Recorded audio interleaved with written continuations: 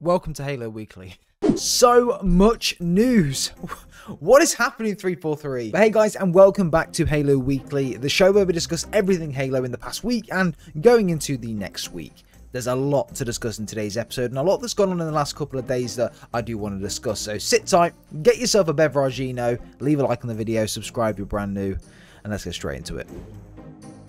So, what's new in the Halo universe? The Halo Twitter account in 343 released a brand new type of article yesterday, which is basically a deep dive into some of the issues that the player base has been experiencing in Halo Infinite over the last couple of weeks. Things such as desynchronization and overall connection and stability issues, also hit registration problems as well in game, which were massive talking points in the last couple of weeks in the community, especially at the point where Big Team Battle was also having its severe problems, but they've absolutely smashed it when addressing these issues. Now, this article was written by Richard Watson, the lead engineer of the sandbox at 343, and he actually went into so much detail, technical information which we're not used to at all from any developer, into why things are happening and how they happen and how things work behind the scenes. I can honestly only applaud this, such amazing detail, and I wish more developers would write up articles like this. I mean, to the normal person it won't make a lot of sense relating to the technical terms and having a read through, and a blog with this much technical detail must have taken weeks to perfect and to create. And if we can expect this going forward, that's amazing. I really do wish though I could say the same for other game developers and publishers, but we'll leave that there. Anyway, the article basically goes into detail into how desynchronization works, why we, the player base, were experiencing, and some of the technical information which gives us an insight into how things work from a development perspective and behind the scenes. So in high level, to resolve some of the desynchronization and connection issues that we were experiencing, the developers have basically set it so you're more likely to connect to a data center closer to your region, meaning it'll mitigate the chance that you're connecting to one further away, resulting in a higher ping. So in this essential, ping should be much lower. You should connect to more data centers which are closer to your region and connect with players which are closer to where you are. So for example, if you're based in the UK, you won't be connecting to someone that's based in North America. You'll be connecting to someone that is based within Europe. So a couple of these details are below, and they go as follows. As of today, we've increased the priority of low pings to our servers in the matchmaking process. This step should help you match with local players and therefore have a better connection more often. As you get more of these local matches, instances of playing on further data centers will also decline. So in other words, you won't be geo-filtering to data centers which are across the world. Separate from the above point, our services team have taken additional steps in to help ensure that you can have quality matches with players from your respective regions more often. We expect this to have a noticeable impact when making matches for players in less populated regions around the world, including but not limited to Australia and Asia. This update, which went live yesterday, has already shown promising results and should take further advantage of this morning's changes. Please keep an eye out and let us know how your games start to feel.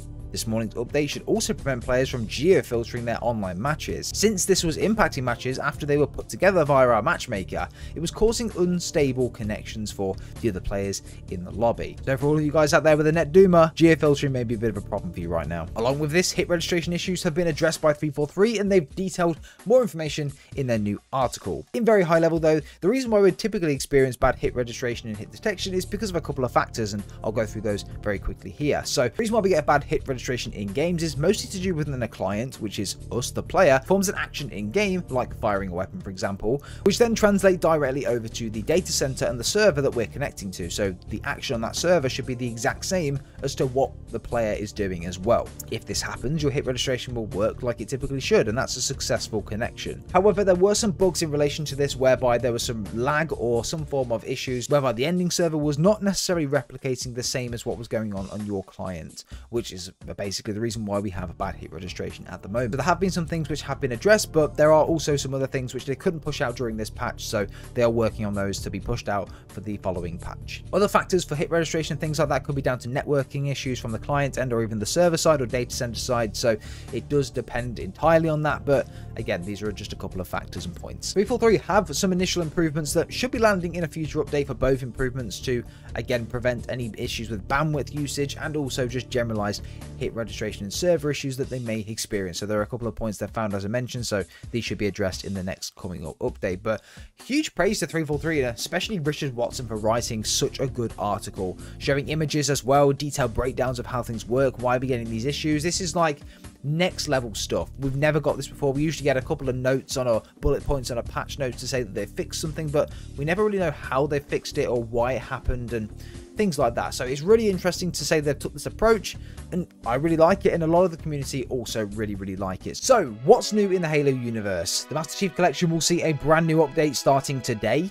and it does see the return of a couple of new modes. The Rocket Race playlist is back in social matchmaking, along with Halo 3 team doubles for competitive, which is always really fun. So that should be live as soon as this video does go up. So if you guys are on the Master Chief Collection and enjoy those modes when they were here, they are back right now, so you can jump in and try them out. Also, Game Pass rewards that we reported last week are now live in Halo Infinite if you do redeem them. If you own Game Pass and want to redeem these rewards, make sure you claim them now in the perk gallery on the Game Pass section, and you'll be able to use them in game. They do look pretty cool, to be fair, completely green. It is a bit annoying how you only get it on the BR and nothing else, but again, that's a different story for a different day. So what's going on in the world of gaming that's outside of Halo? I like to put these little segments in there just to keep everyone up to date with what's going on, and yeah, a lot of people liked it in the last episode, so we're going to roll with it in this one. Call of Duty Modern Warfare 2 has been announced by Infinity Ward and Call of Duty. Today at 6 PM UK time, we did get some form of teaser for it. I'm recording this video a little bit before that time, so I haven't seen it at the moment, but apparently a lot has changed from this year's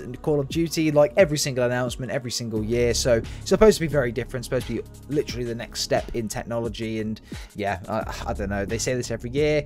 I'm not too excited by it. Vanguard did let me down a lot. Cold War was very underwhelming, and yeah, we all know what Modern Warfare multiplayer was like, so I'm not riding on it to be amazing. I've got my doubts. I'm very conservative with it, but yeah, let me know your thoughts down below. If you're excited for the new Call of Duty, what do you think? I just hope Halo Infinite can keep up with the DLC to keep it rolling, because yeah, Call of Duty is a massive thing, and Halo could get lost in Call of Duty's trail if this game is good and if Warzone 2 is good. So I just hope that Halo keep up with the regular updates so that we don't see it trail too far behind. But also with Microsoft taking over Activision as well, I'm hoping that our savior Phil Spencer can kind of turn it around for Call of Duty, and maybe even see some form of integration here and there with Halo as well. If they go into the future again, there may be some really cool Master Chief skins in Call of Duty, or there could be some Call of Duty skins in Halo. I don't know, just a cool little thing there that I thought I'd add in. But yeah, let me know your thoughts down below. So what's delayed or broken this week? Well, the Season 2 roadmap still hasn't been released by 343 yet.